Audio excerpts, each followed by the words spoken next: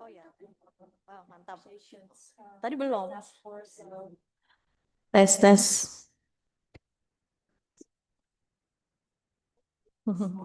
Because she wants to be working on policy. Other hands, outside of this task force, are constantly like trying to engage with the government, like doing it wrong. Besok siang akhirnya apa sih belum Like revisi they don't apa-apa. lie for you. And then in the joint task force, it seems like they lie, but they really didn't. So it's quite interesting.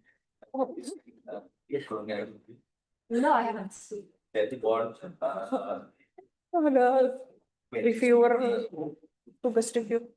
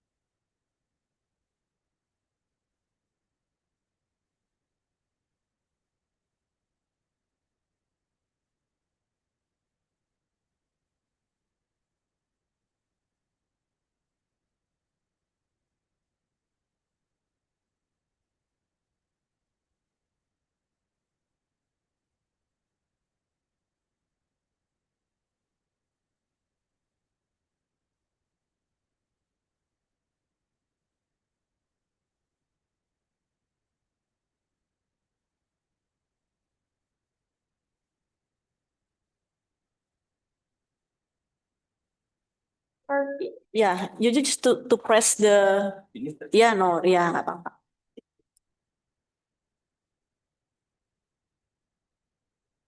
One, yeah, and then the speak. You need to put it closer. Okay. Oh, I'm not sure if this will. I cannot get closer either because the Yeah. chair is too high. Does it work? How close? Yeah. Just speak, test. Hello? Hello. Hello? I don't feel like you hear anything. Tes. Mungkin apa volumenya agak dinaikin ya, Mas? Hello?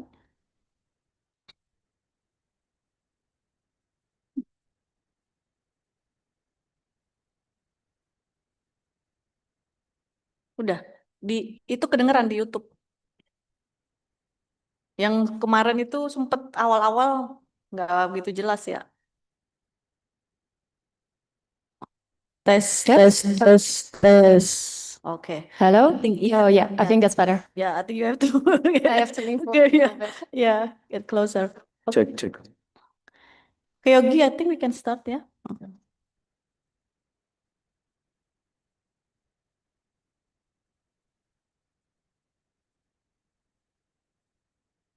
Check, check. Okay, sorry. Good morning, everyone. Assalamualaikum warahmatullahi wabarakatuh. Thank you for joining us. So, today we have our guest from Wageningen University of Research, and our guest will share about her master thesis, yeah, that related to the EUDR. So I think for people who are not very familiar with what EUDR is, it's kind of EU policy that try to prohibit deforestation in developing countries.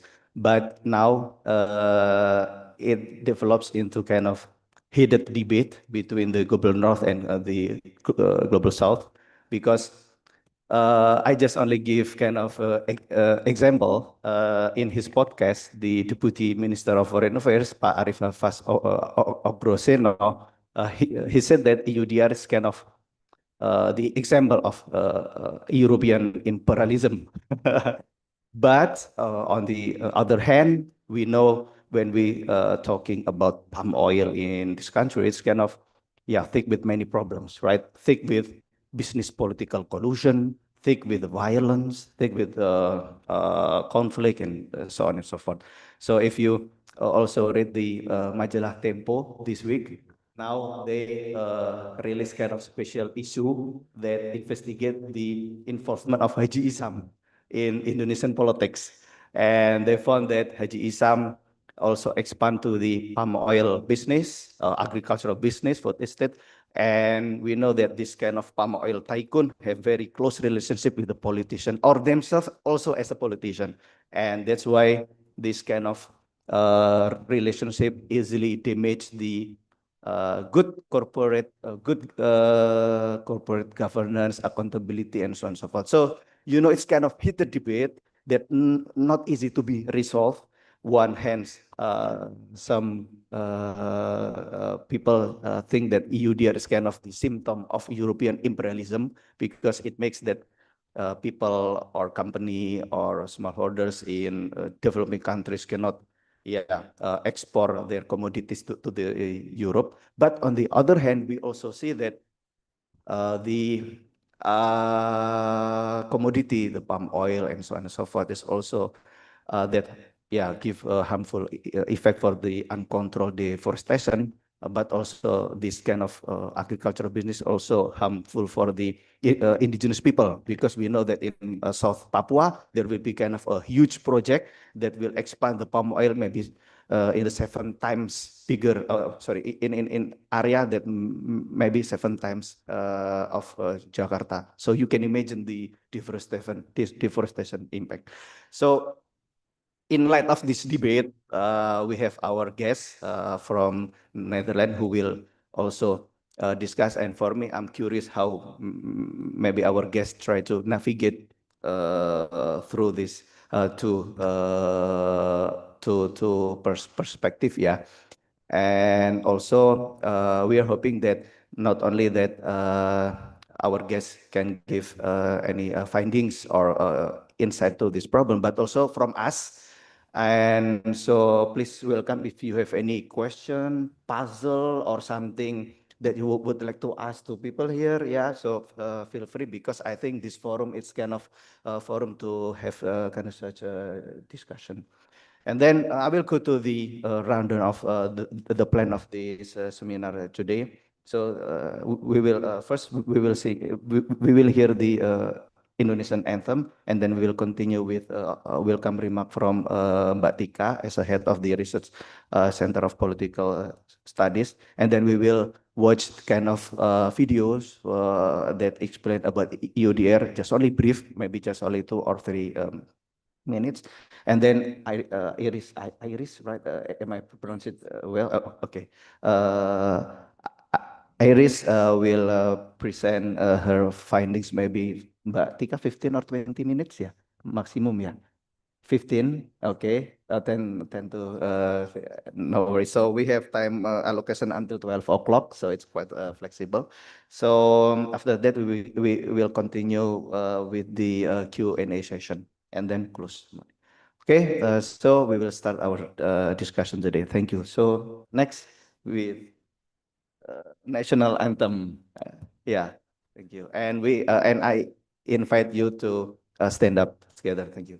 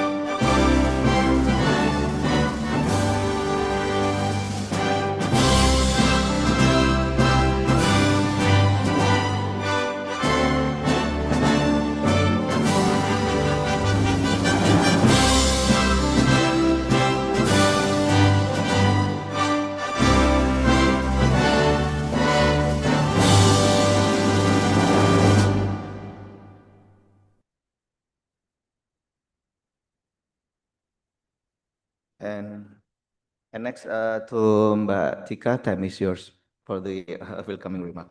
Okay, just a brief comment remarks. Okay, good morning, everyone. Welcome to today's discussion on the EUDR and its implication for Indonesia. And I think we are so glad to have Iris Eelkema here with us. Iris is the master student at the Wageningen University Research at the Netherlands. And she has been here in Indonesia since February 2025. So it's almost 4 months, almost 3.5 months. She was here to collect data for her master thesis on the EUDR in Indonesia. And I think she has interviewed, various stakeholders, from Indonesian government to civil society activists that really have a concern on the implementation and the implication of EUDR for Indonesia. As Yogi already mentioned also about the heated debate on the EUDR as a regulatory imperialism, European imperialism, neocolonialism, that kind of terms that has been used to frame or to make a narrative of this policy. And I think she also had a chance to visit palm oil plantation in Riau. I think it's quite interesting. Have you been there before? any go to palm oil plantation? Not yet, yeah. So maybe. So he did research about the palm oil conflict. Oh, okay. Wow, it's a good. Yeah. Lupa ya. He forgot. And I think, yeah, I think it'll be interesting to hear your experiences. Working around the palm oil plantation. And did you met any snakes in the plantation? No, okay, good. Just about mosquitoes. Oh, mosquito. Okay.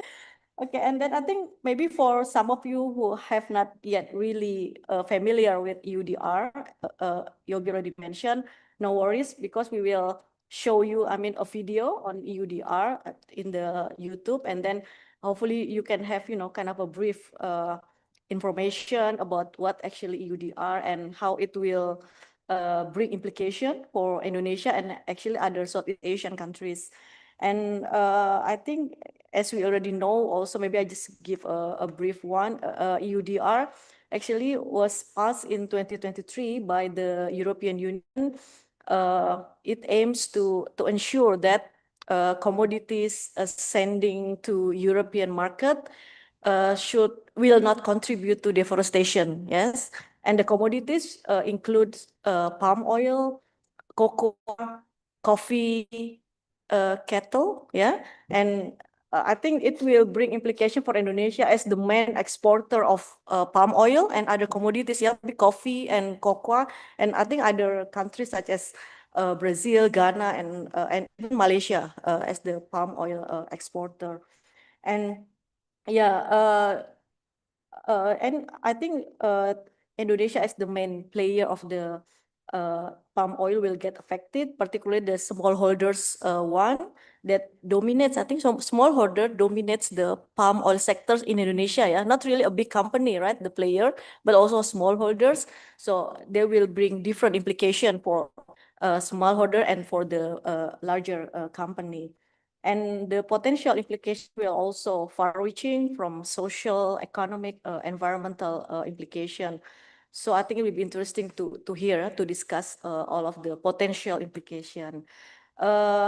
Nevertheless, we have to also look at this policy as an opportunity, because probably it will help Indonesia to achieve Indonesia's sustainability agenda and probably enhance Indonesia's global competitiveness in certain commodities, including palm oil.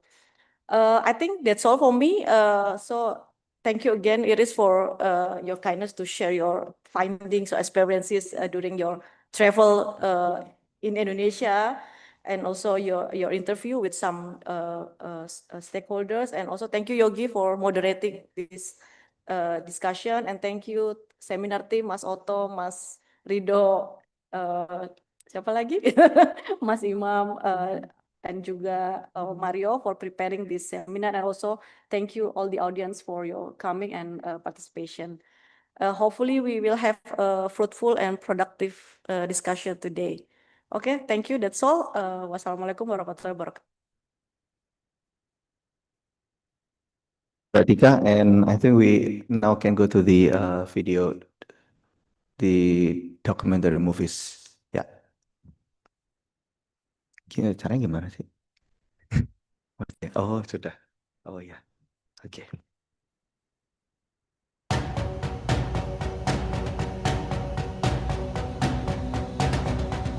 Indonesia adalah produsen minyak kelapa sawit terbesar di dunia. Dan kayu serta karet pun merupakan komoditas ekspor utama. Bersama dengan kopi dan kakao, komoditas-komoditas ini memberikan nafkah bagi jutaan orang dan memberikan kontribusi yang signifikan terhadap PDB Indonesia. Mengingat arti pentingnya komoditas-komoditas ini bagi perekonomian, lingkungan, dan sosial, Indonesia berupaya untuk memastikan bahwa komoditas-komoditas tersebut diproduksi secara berkelanjutan dan dengan cara yang sejalan dengan perkembangan pasar global. Undang-Undang Deforestasi Uni Eropa, yang dikenal sebagai EUDR, adalah peraturan internasional terdepan yang bertujuan untuk mengekang laju deforestasi dan degradasi hutan yang diakibatkan oleh konsumsi komoditas. EUDR mencakup 7 komoditas, minyak kelapa sawit, kayu, karet, kakao, kopi, kedelai, ternak sapi, beserta produk turunannya. Saat diimpor ke maupun diekspor dari pasar Uni Eropa, komoditas-komoditas tersebut harus bebas deforestasi. Artinya, tidak diproduksi di atas lahan hutan yang ditebang setelah tanggal 31 Desember 2020 dan legal diproduksi sesuai dengan hukum di negara penghasil. Para pelaku usaha yang ingin mengekspor salah satu dari ketujuh komoditas tersebut ke Uni Eropa wajib melakukan uji tuntas untuk memastikan bahwa produk mereka memenuhi kriteria tersebut, termasuk menyerahkan informasi geolokasi di wilayah produksi komoditas. Indonesia memiliki komitmen untuk mengurangi deforestasi sejak lama, dan banyak kemajuan yang telah dicapai dalam beberapa tahun terakhir. Kami terus menjunjung tinggi prinsip ini dengan mengatasi tantangan dalam produksi komoditas untuk menjaga daya saing global produk-produk Indonesia dan memastikan petani kecil tidak dikecualikan dari rantai pasok. Untuk memfasilitasi persyaratan uji tuntas EUDR, Indonesia tengah mengembangkan dashboard nasional. I think it's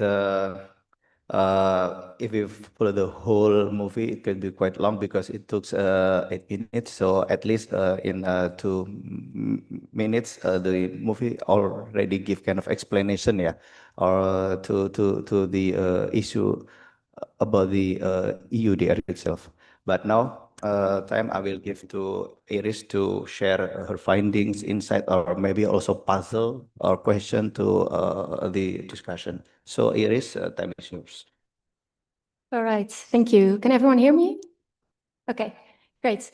Yeah, thank you so much for having me and for allowing me to share a bit of the insights that I gathered during my time here in Indonesia. So yes, as mentioned before, we're here to discuss the EUDR and its implications for Indonesia. Next slide. Yes, so I quickly will introduce myself. So my name is Iris. I'm a master's student in International Development Studies at Wageningen University Research, based in the Netherlands. I do a specialization in policy and governance, and I'm currently writing my master thesis on the Indonesian perspectives and responses to the EUDR, and then specifically in relation to the palm oil industry. I more specifically focus on the topic of epistemic justice, but since that's quite complicated, we'll just, in this presentation, discuss more the general perspectives and some of the challenges that I found during my time here. So, as Ibu Atka already mentioned, I conducted interviews with various people, mostly from government, CSO, and business. And in my time here, I've been supported and facilitated by both BRIN and IPB University, both who have helped me set up all of my interviews, reach out to people for me. Ibu Atka every time made sure if I was still having a good time here, if I was feeling safe, if everything was okay. So thank you for that. Yeah, so that's a little bit about me. So let's get into the topic of the EUDR. Next slide. Yeah, so we already shortly saw a video about the European Deforestation Regulation, but I'll go quickly through it again just to make sure that everyone knows what we're talking about. So the European Deforestation Regulation is a policy under the European Green Deal. And the European Green Deal is actually a set of policies made by the EU to ensure that Europe moves, like transitions into a more green pathway in the future, more sustainable, green production, green consumption.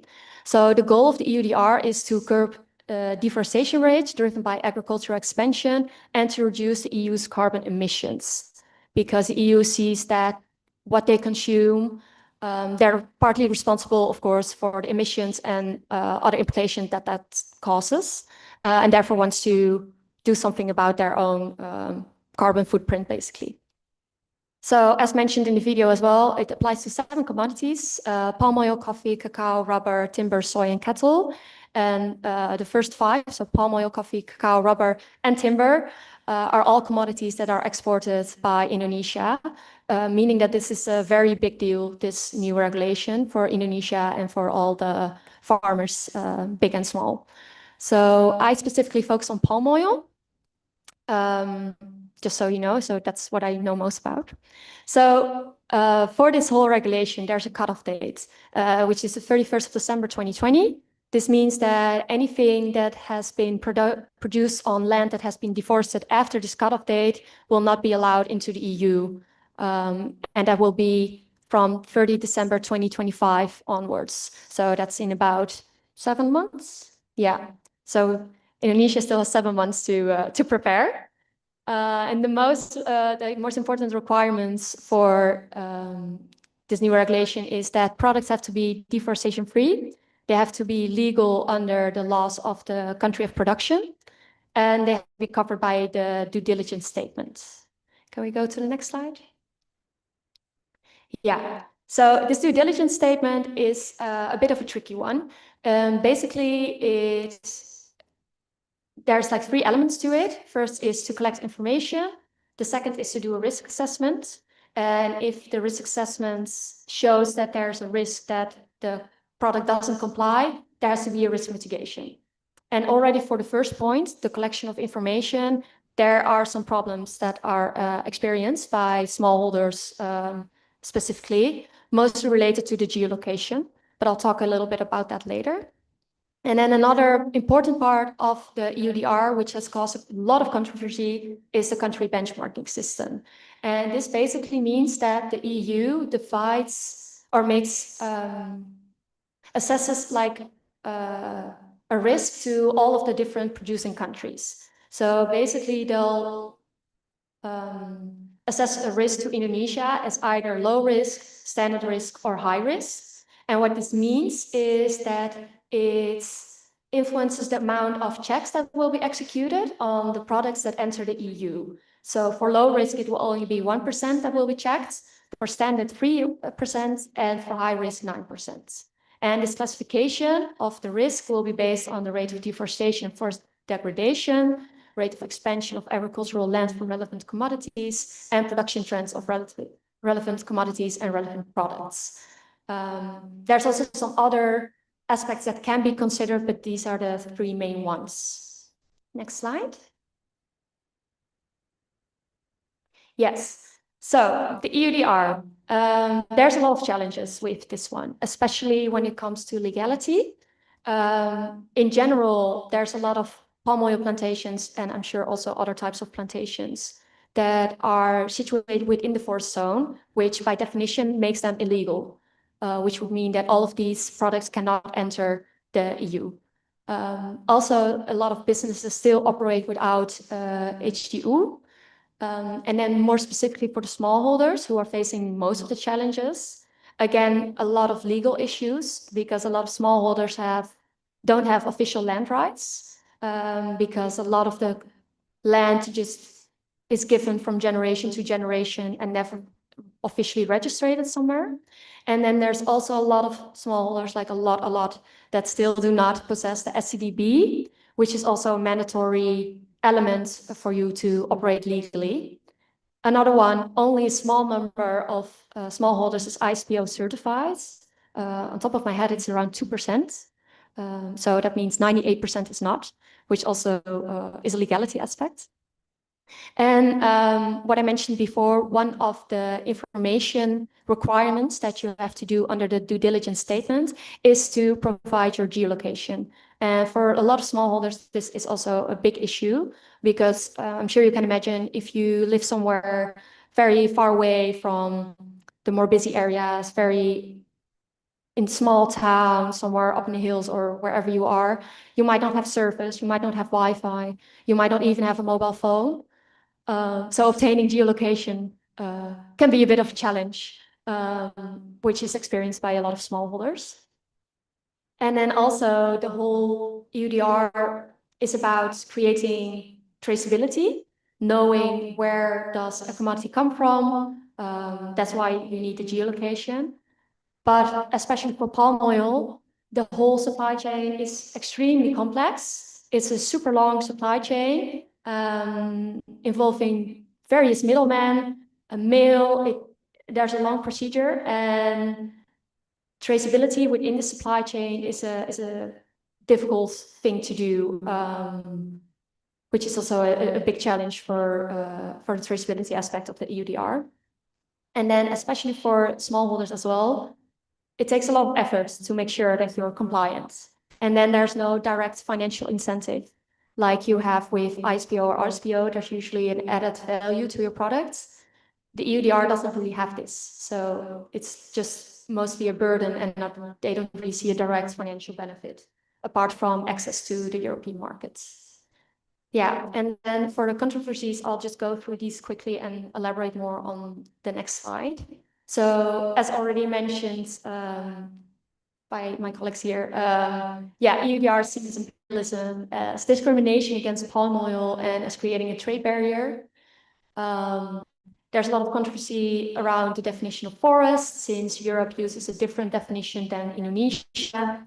There is a difference in data and deforestation rates and forest degradation. There have been issues with data sharing and Indonesia's own privacy laws. The language of the regulation is in some aspects quite vague.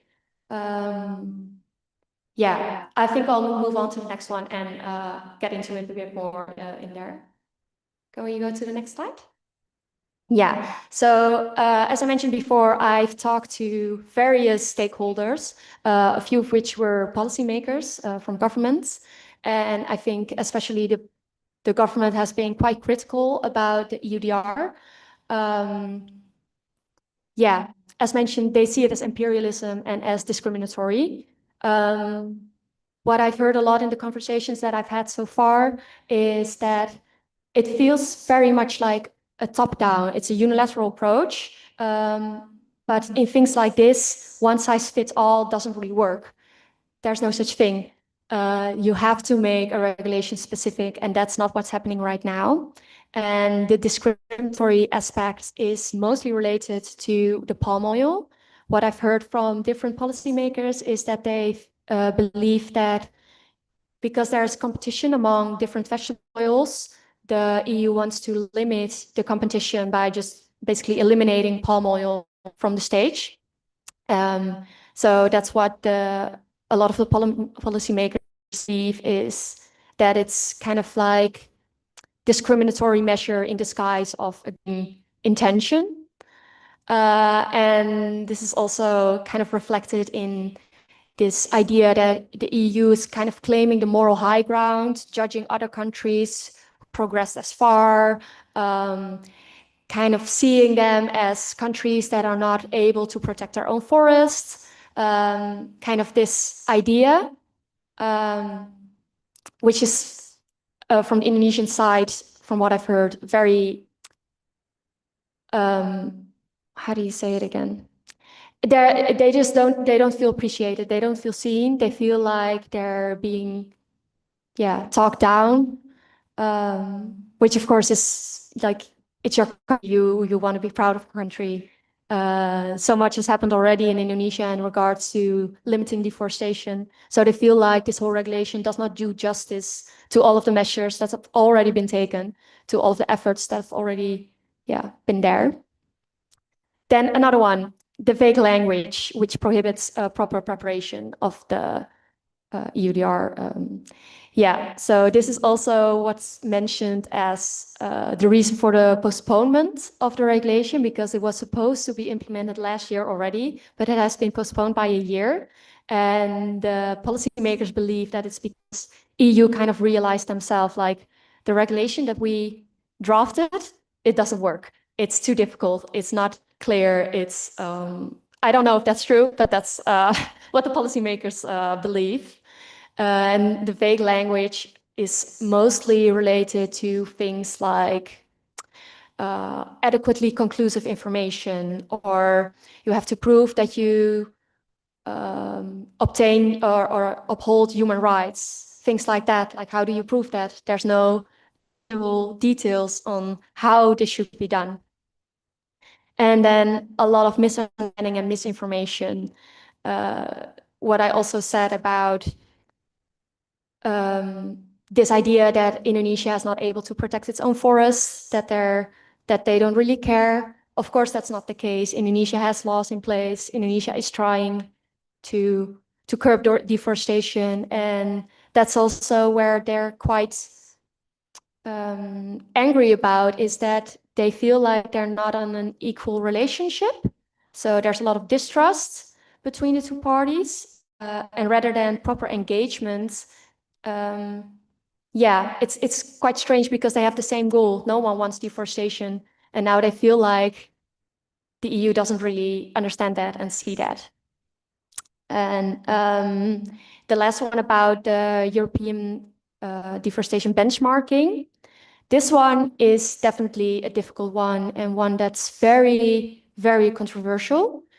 So the idea from the EU is that this risking or this assessing of the risks and assigning a risk like low, standard, or high risk is related to the amount of checks that you do.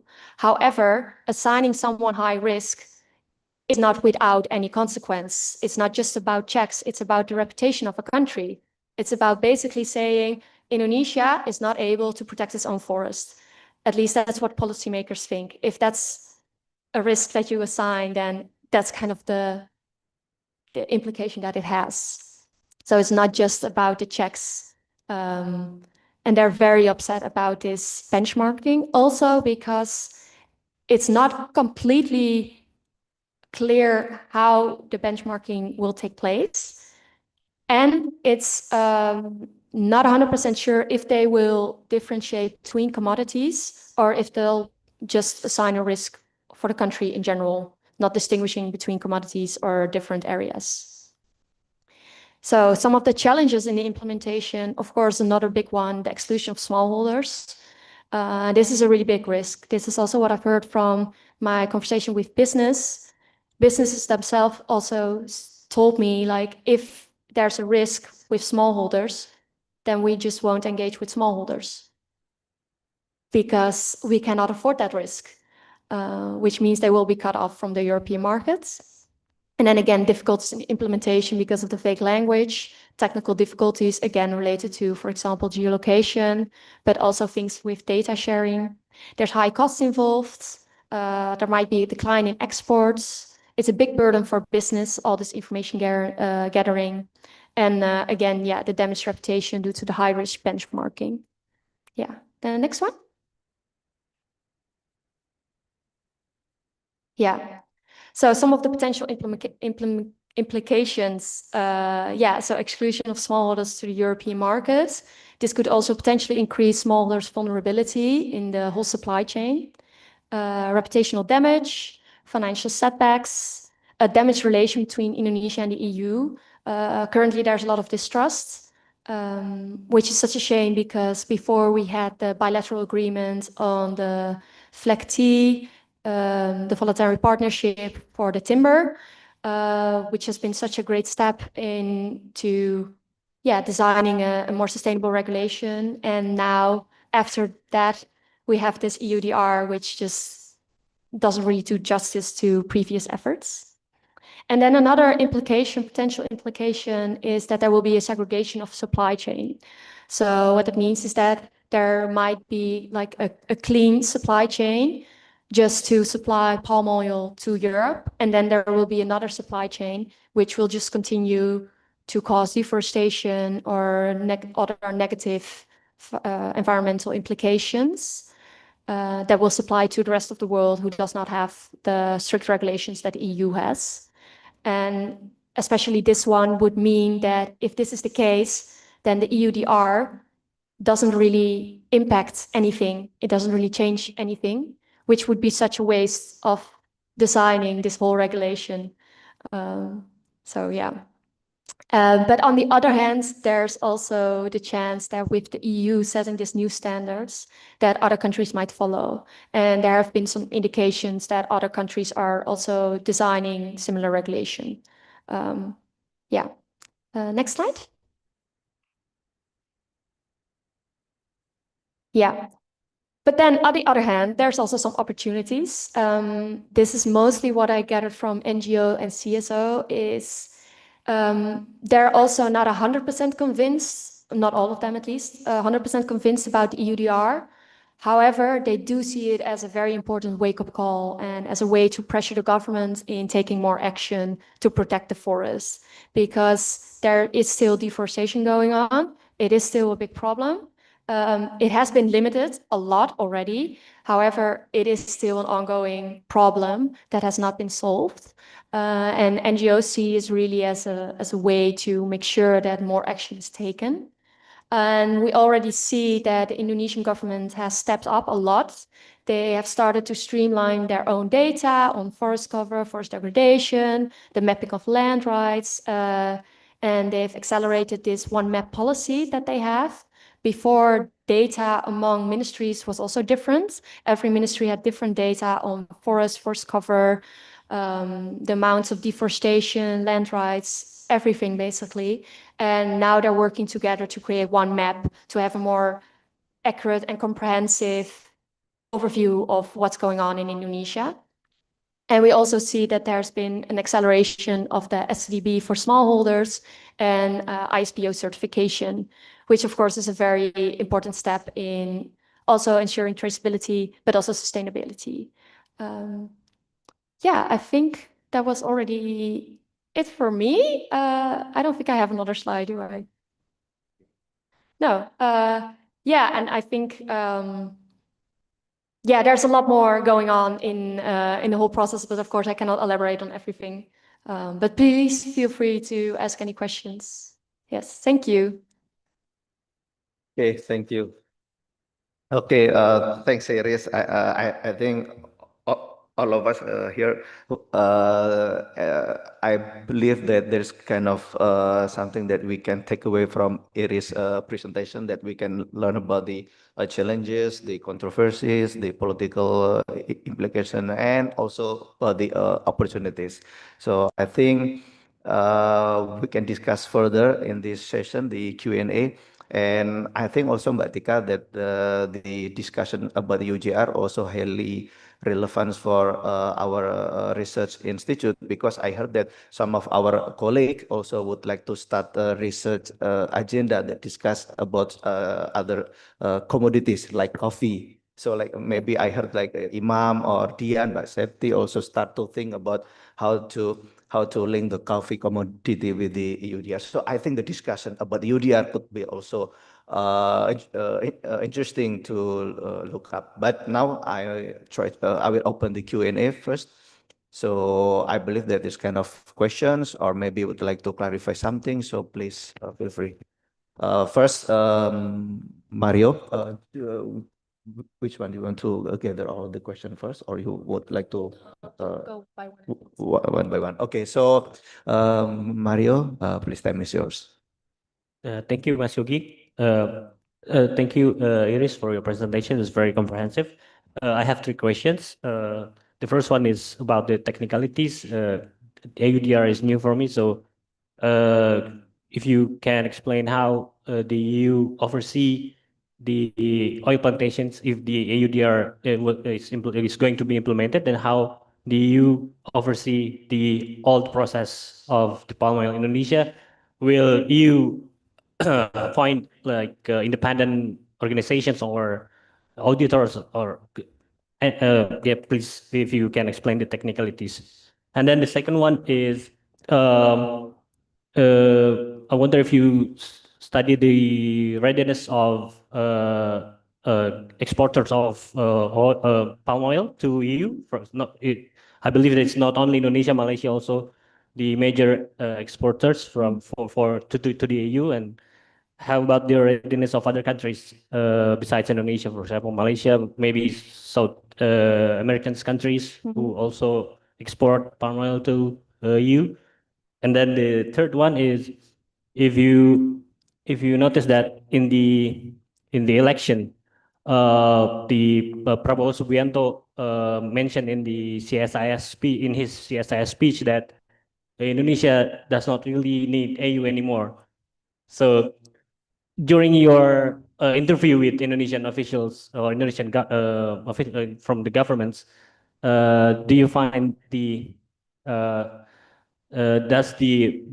Prabowo's statement really reflects how the official thinks about Indonesia's and EU relations regarding the palm oil export? Thank you. Okay. Yeah. So about your first question about the technicalities. So I hope I'm saying it right. So the idea is that every European member state has a so-called competent authority. And this is basically the person who is in charge of the checking. So as I said, the benchmarking states how many checks you have to go through. So for low, this is 1%. So 1% of the commodities entering the EU will be checked. For standard, it's 3%, and for high, it's 9%. And it has to be arranged through the competent authority. The actual details about how this is done, I'm not sure about either.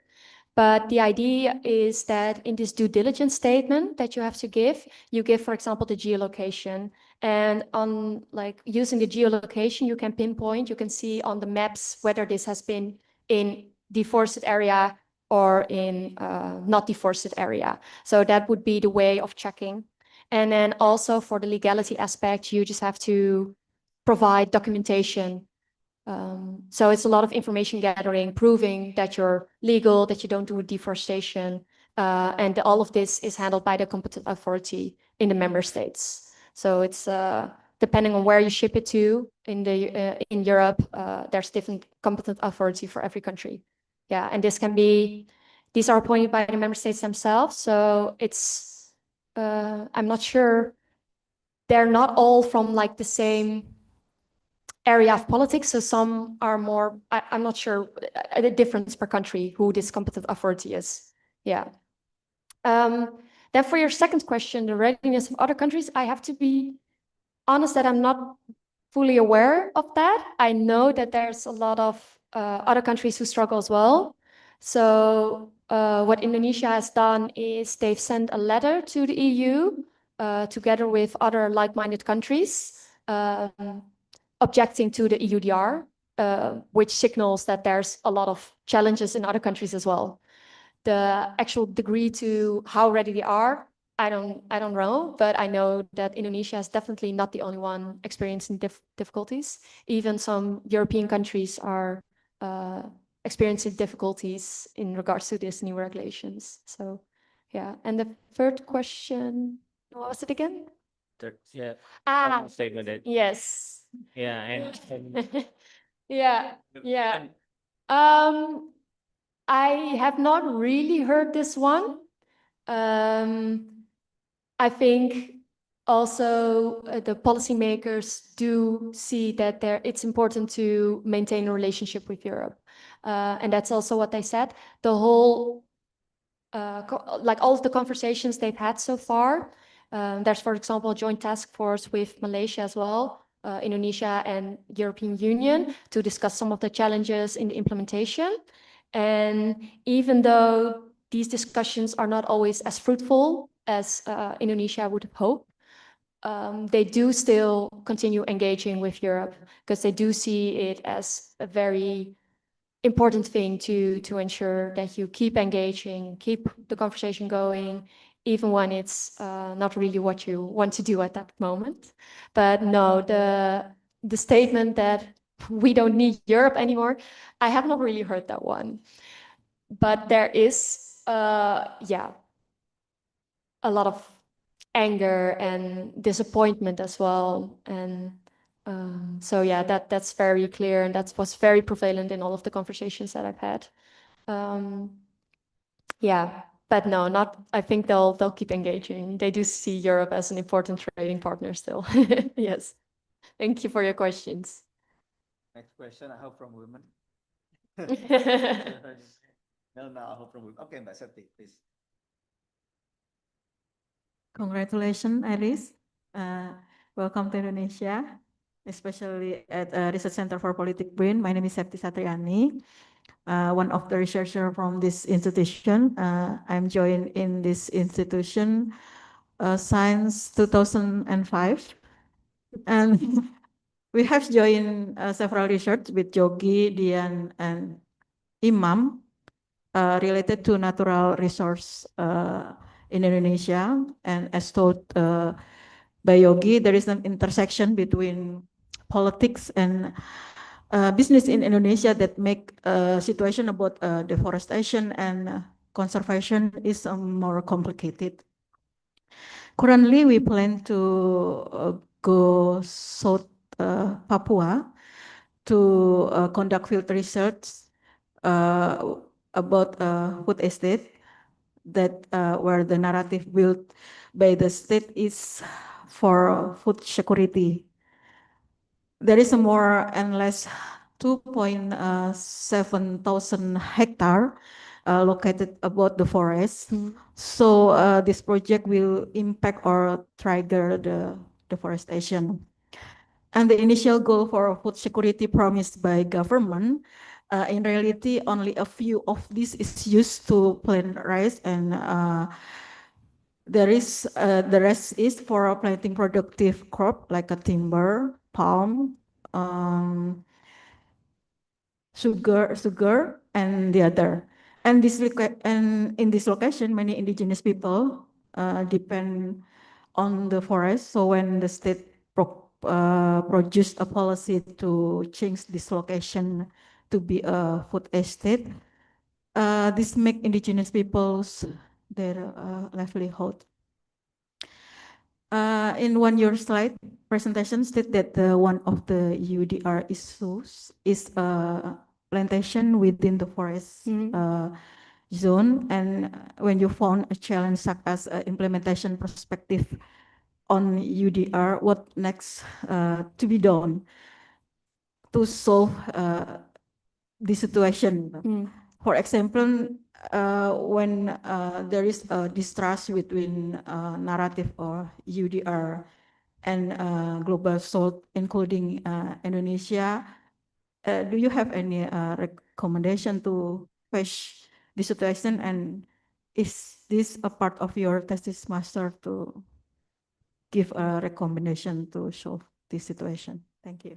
So that's specifically about plantations within the forest zone. When you found that some challenge to implementation, the EUDR perspective, Yeah. what kind of the recommendation you will be give? This is a part of your thesis master or not? Thank you. So I'm not really I think I can give I'm not sure if I can give actual recommendations apart from that there should be more engagement with Indonesia. I think that's the most important one, and not just with Indonesia, with all of the countries. About like specific details, I'm not sure yet. I'm still I haven't written the thesis yet, so I have to go through all the data that I collected, and then have to see if I can like draw lessons from it, or if still more research needs to be done. I think the second one for sure is a big one. But I do think there's steps that can be taken from Indonesia's side, but also from Europe. Europe is being quite firm in their stance right now. They're not really willing to budge on any of the points that are like set out in the regulation. I think it would have been better if the regulation had been more country specific, more like bilateral. However, that also takes a lot of time. If we again look at the timber regulation between the EU and Indonesia, I think that's taken, I think it was about 8 years to draft. So that's a very long process. So if you have to do that for each individual country, that would take forever. And that's kind of like the difficulty about a regulation like this. On the one hand, of course, you want to make it country specific, but on the other hand, that takes so much time that you might be kind of too late already. So that's always this tension between wanting to act fast on the one hand and wanting to make it context specific on the other. And also it's about like a fairness thing as well, right? So different regulation for different countries is also a difficult thing. So I'm not really sure what my recommendations will be yet, but I'll be sure to share my thesis with you all later. Yes, thank you. Okay, thank you. Next question, please. Feel free. Maybe try to. Okay, please. Thank you, Mas Yogi, for the opportunity, and very grateful to hear Iris for your interesting presentation. For me, EUDR is new thing. So because I don't have a lot review about EUDR, but in Indonesian context, we know that in several places, palm oil plantation is not only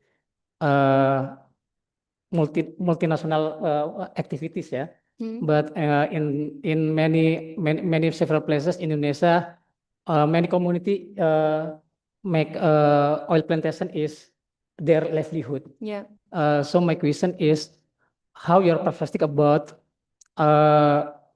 many smallholder in several places in Indonesia face EUDR? Yeah. Thank you. Because I think if we look the big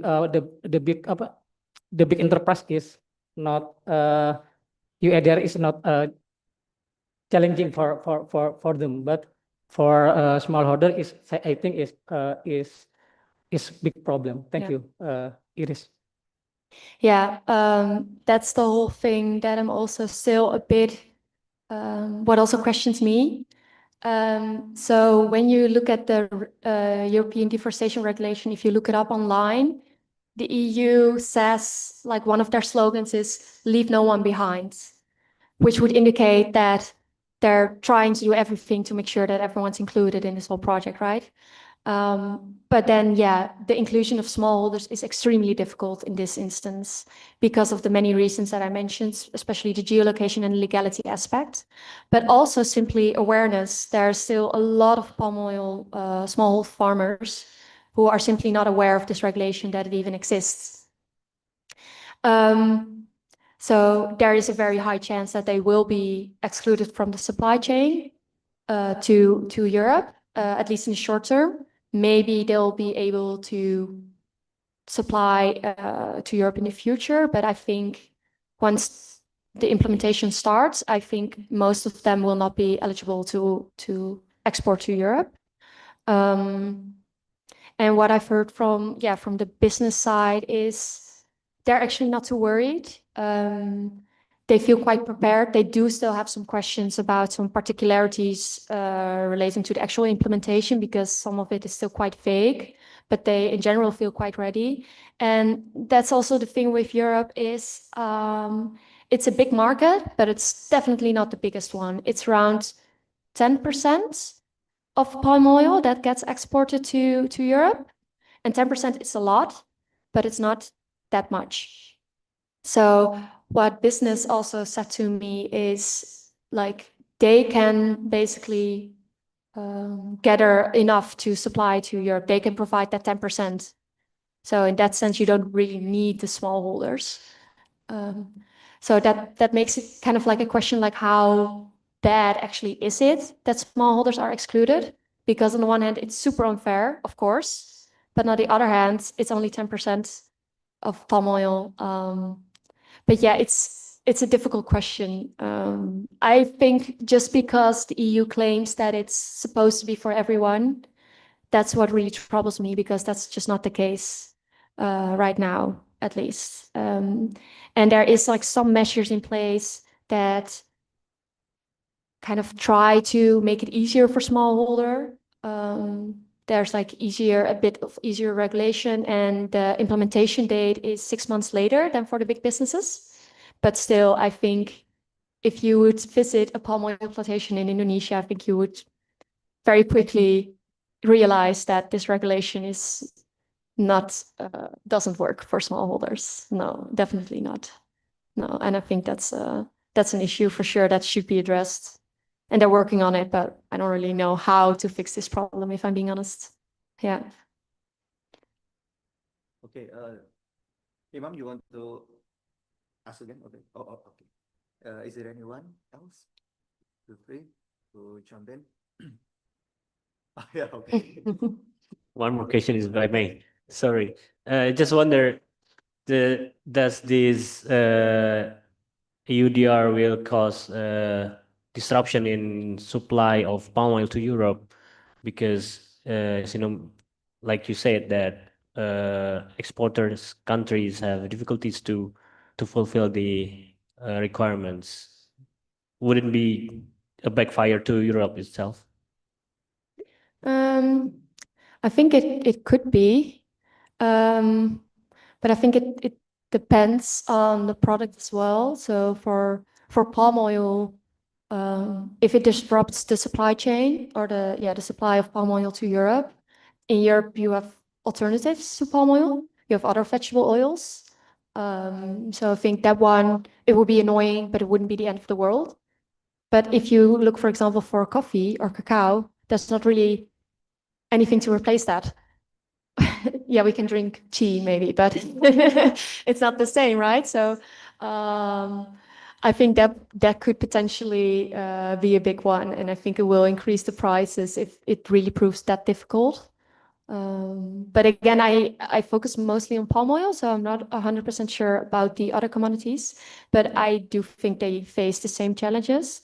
And I know for Indonesia, for coffee and cacao, about 90%, I think, is produced by smallholders, and they do have to go through the same due diligence. So I imagine that they face the same challenges as they face in the palm oil sector. Yeah, maybe traceability is different. I'm not sure. Yeah. Okay. Next. Women. Yeah. From women. Batika. Okay. Yeah. Maybe Ario's question about the backfire and this, what will be, the exit strategy for the European countries if the scenario doesn't work according to their plan? I mean, maybe palm oil will not go through EU market. And then there is no coffee, there is no cocoa, Yeah. there is no, cattle probably. And then what will happen in the mind of the European countries if that situation happen? Yeah. I honestly, I wouldn't really know. I think there might be a slight disruption in the supply. But I think, generally speaking, for all of the commodities, there's always big businesses who will be able to provide the necessary information and to fulfill all of the requirements. So I don't expect that it will be too big of a problem. I think there might be a slight disruption which will increase prices for a while. But I'm not sure. And if something like that would happen, I really don't know what Europe would do.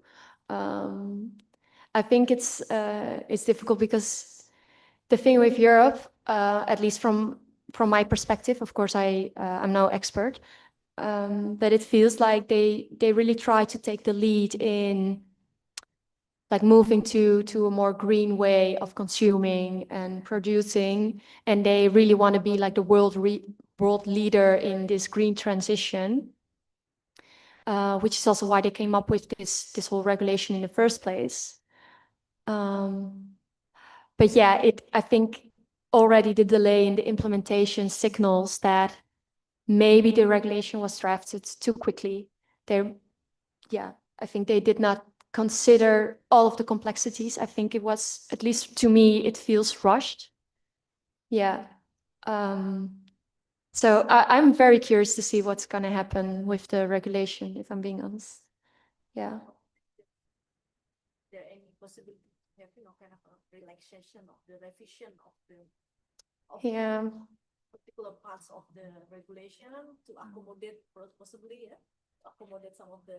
Yeah, I really don't know because you would expect that, but then again, from what I've heard from the policymakers in the Joint Task Force, they are really very firm in their stance. So as far as I'm concerned, what at least the policymakers keep telling me is that they're not willing to budge. So one of the responses of Indonesia has been to come up with these national dashboards to gather all of the information, things like geolocation, to have it in one central place. However, it's not even certain whether Europe will accept this or not, because the idea is that they want to have access directly to the data rather than go via this platform. So Indonesia is designing this whole thing. However, we're not sure if it will be accepted by the EU. We still don't know, because so far they've been saying no, but we'll see. Because if that's not gonna happen, then there might not be any supply from Indonesia because of the privacy laws. So the idea is that Indonesia has these laws in place that protects the data that Europe is asking for. So things like geolocation, they cannot just be shared with anyone. They're kind of, yeah, you cannot just provide all of this information. And that's why Indonesia has decided to set up this national dashboard to gather this information and to still be kind of like in control of the information and how it's shared, rather than providing direct access to all of this information. But if EU does not accept this national dashboard as kind of like an in-between step in accessing the data, then I'm not sure if Indonesia is even able to supply to Europe when it comes to the privacy laws. Yeah. So we'll see. Or either there'll be a relaxation of the privacy laws, or there won't be any supply, or EU accepts the national dashboard. Yeah. We'll see. Yeah. This is a difficult one. Yeah. Any more, Batika? Question? Okay. Okay. Is there any question? If no question, maybe I will use also this opportunity to ask. Hello. Yeah. Since I think the heart of the debate within the EUDR is about the deforestation, right? In my perspective, and we see that protecting forest is very contingent here. It is very contingent. It's very highly political and very highly contested. Yeah. Right. And we heard that the main driver why it's very hard to control the deforestation in Indonesia is because of the business political nexus, right? Because now since maybe over the past decade, so many businessmen who enter the political system either in parliament or become the executive in central and also the district province. Yeah. And now the situation could be very dilemma when we know that some of the national strategy project or project strategis nasional have potential to exacerbate the deforestation. And many of the activists who oppose the national strategy project get easily to be criminalized because they use undang-undang pidana, KUHP, undang-undang ITE, the digital draconian law, right? That could mostly used by the government and the political and economic elites to criminalize the activists who oppose this national strategic program. But also when we look up into the Europe, we also learned that the Black Forest case, right? Now the Germany federal government also using the German criminal law to criminalize activists who oppose the deforestation due to the mining activities in the Black Forest. Okay. And mostly they targeted the activists from the last generation. Right? So I think what the EU then responds to the deforestation that happens in Europe also, right? So how we compare the deforestation politics in Indonesia and deforestation politics in Europe? Are they consistent response to the deforestation that happens in Europe and in the global south? So I'm just would like to discuss, is there any double standard or it's consistently to apply every law regulation toward the deforestation? You know what I'm trying to say? Yeah. I'm just not 100% sure if I can answer. Again, so I very much focus on Indonesia, so I don't really know that much about what's going on in Europe, actually, even though I live there. Yeah, I think about what you mentioned with the Black Forest, I actually didn't know about that. What I do know about Europe is that a lot of it has already been deforested in the past, which is why I think, but I'm not sure, I think it's less of an issue because, of course, in Indonesia, there's so much forest, which also means that there can potentially be a lot of deforestation. Well, in Europe, we already cut most of our forests, so there's really not that much left to cut. So I feel like it's not really that prevalent in Europe. I don't think it's really seen as an issue there. At least I never hear anyone about deforestation in Europe.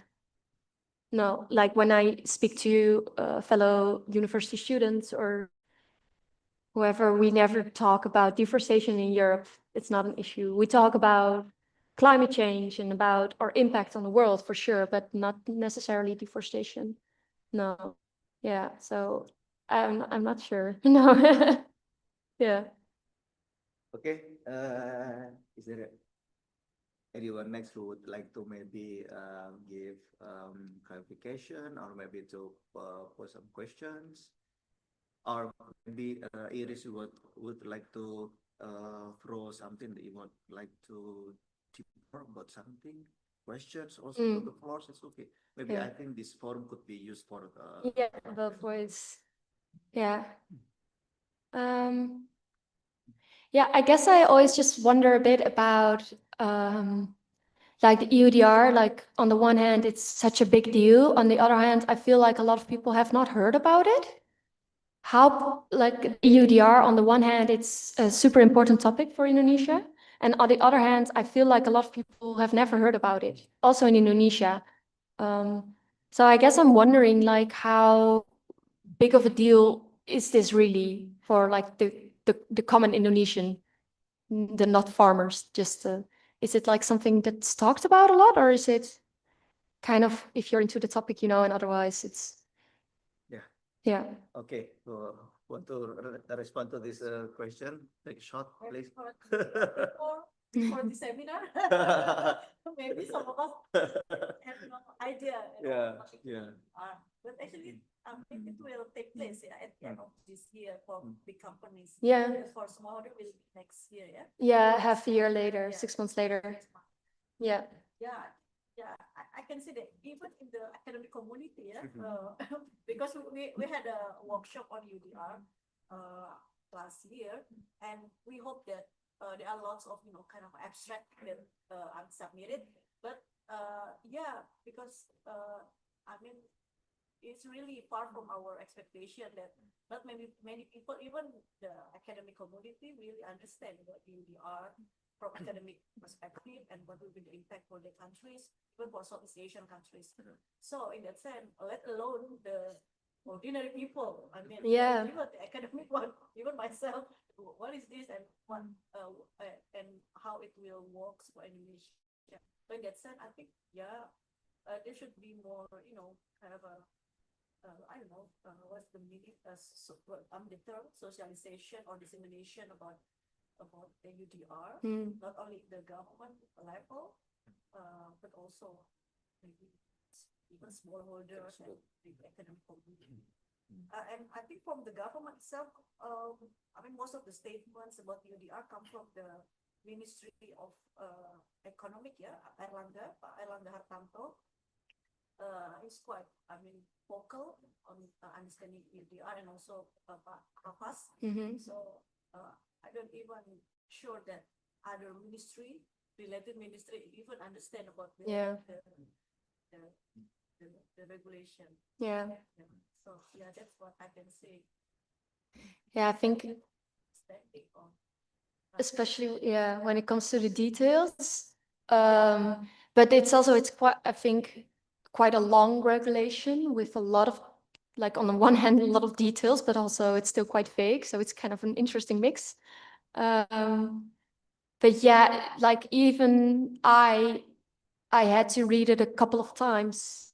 I kind of understood what it was about, because I do think it's quite complex, and I think it's not realistic to to assume that everyone will just understand it, because it's not an easy to read, I think.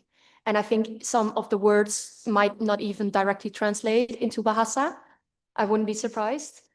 Yeah. It's a Indonesian version for the documents of EUDR. I don't think so. I don't think so either. Not that familiar. Yeah. No, Yeah. They're very technical. it's very technical. Yeah. And we need to more, kind of a down to earth kind of Yeah. documents to be Yeah. understood by most of the people in Indonesia. Yeah. Respected one. They said, and then who should take this job? To translate it to a more Yeah, understandable language. that's the issue of translation. Yes. Whether it's correct or not, that's any issue on another issue. And who should have the responsibility to translate this Yeah. information for the Indonesian community? I don't know, government? Any idea? Who should? Or NGO? BRIN. The BRIN. Yeah. That's why maybe more discussion about EUDR is important for people in the community. Any idea who should take this responsibility to? Just a little buka Yogi. Beside on palm oil plantation, Iris, in Indonesia, many small farmer in several places in Indonesia, such as coffee, cacao, and rubber, including in EUDR too. So we call it tumpang sari. Tumpang sari refer to how many small farmer can plant multiple trees in the same land, such as cacao, coffee, and rubber in Sumatra Island, in Java Island. Many small farmer doing this, and several studies show that the activity can be restored the forest, the some land can destroying activities before. So I don't many idea how EUDR can be affect small hoarder in context of cacao, coffee, and rubber. But I think it's a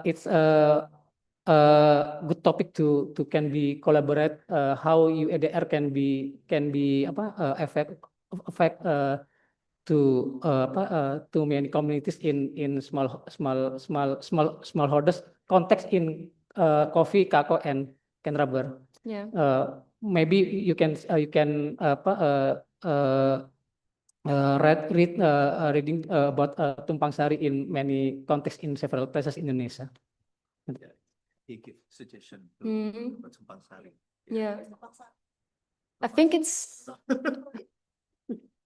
tumpang sari is it's like within the forest as well, like because we have a system, at least we call it agroforestry. So it's basically planting things within the forest, kind of like not as replacing the forest, but kind of like goes together. We call it agroforestry. In the same times, in the same land. They plant many multiple trees, such as coffee and cacao in the same land.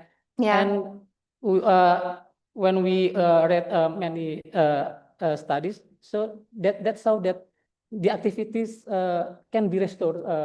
Many land reforestation Yeah. of the land. Yeah. Yeah, I'm not sure. I believe that agroforestry under the EUDR is not recognized.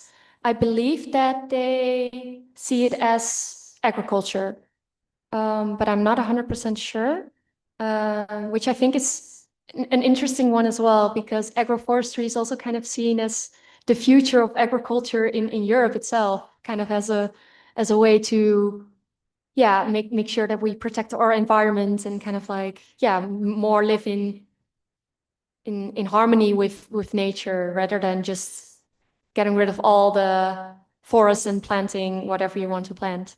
So it's kind of interesting that I believe it's not recognized under EUDR right now, but it would be better because what I've also heard in conversations is that, for example, for coffee, it grows in the shade.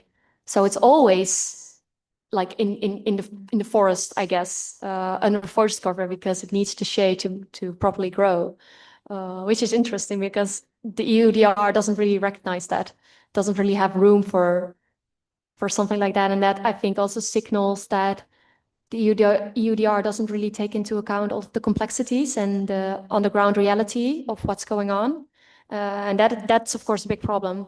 And even within Indonesia, it's different on every island you go, every province, it's different. Also, palm oil is different on Sumatra than on Papua, I believe.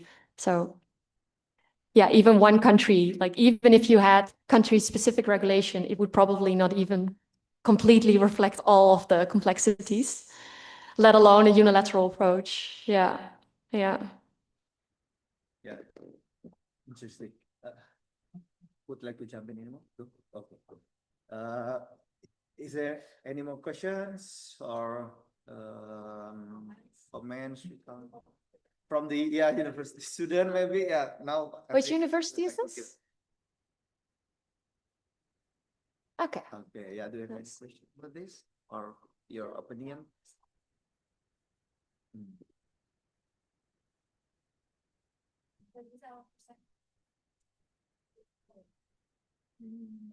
Okay. What do you study, if I may ask? Oh, okay. Interesting. Very nice. Okay, but just only heard the UEDR just only first time in this forum. Oh, okay. Yeah. Okay. No, okay. So it's justify our conversation, yeah. The UDR is kind of elitist topic, and should be more translated into many people in Indonesia. Localization. Yeah. How to localize the terms. Maybe I want to ask about whether the environmental issues in UDR will become one of the subject of study. In Al-Azhar,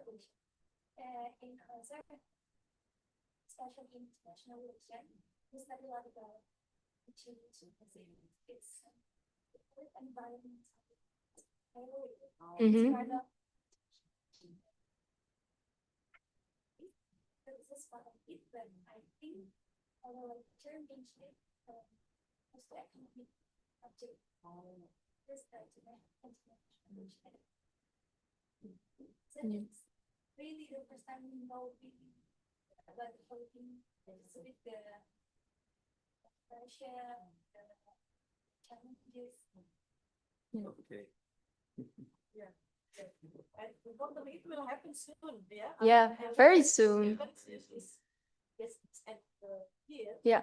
And the next 6 months, we need to comply with this regulation. That's why I don't see any movement from the serious movement from the government to really, prepare for this regulation. Regulation. Yeah. And also it makes me quite afraid because we know that the Prabowo government, the tone is quite populist propaganda, right? So they can easily to use this as a, rather than try to comply with the global governance norms, but they use this as a ammunition for to fuel the populist propaganda to try to make that blah blah. So we'll see about the our dynamics in the next couple of months. I think that's also really what you see within government. So on the one hand, there's a lot of protests and a lot of anger and a lot of frustration and unwillingness to comply with this.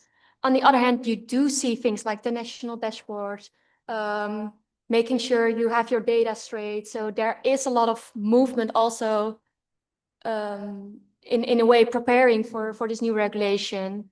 Also because I think Indonesia also realizes this, Europe is probably not the only one. Maybe it will be for some time, but other countries probably will follow because that's usually what tends to happen.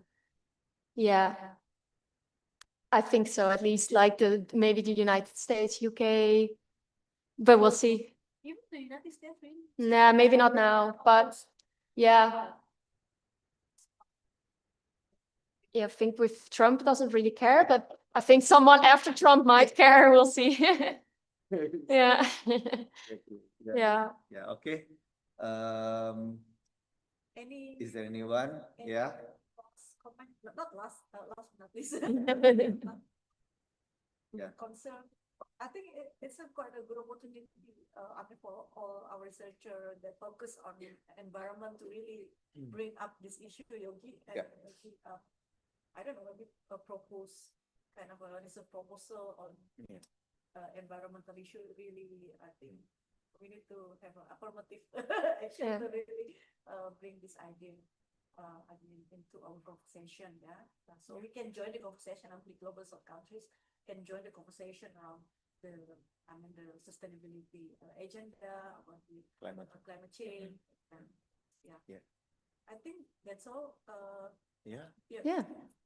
Anyone want to add or maybe raise some issues? No? Mas Otto, Imam, Atika, ada lagi? No? Okay. Okay. I think Batika already gave a very fine closing remarks, so I think